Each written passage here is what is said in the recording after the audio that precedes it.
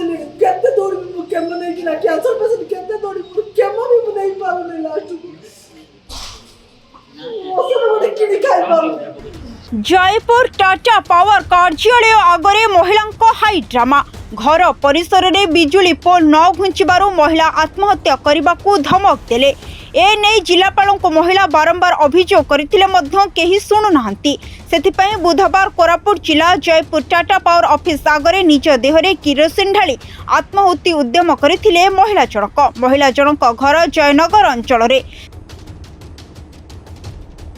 तांको नामरे प्राय 1 लाख रु अधिक टंकार बकेया बांधिबा नै नोटिस जारी करिछि विद्युत विभाग।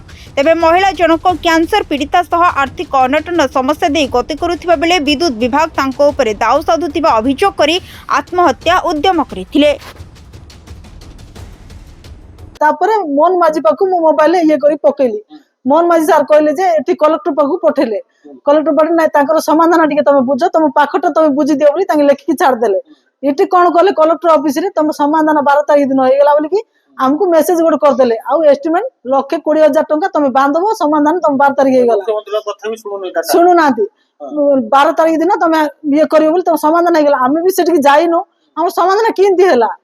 आज मु एठी सुसाइड करबी मु आज मो मां मु दुई पुरानी सुसाइड करबू मो कथा मु समत पाखु गली से आप एसी पाखु भी गली माने समत पाखु सरी गलानी मोर मोर आ किछ उपाय नाही।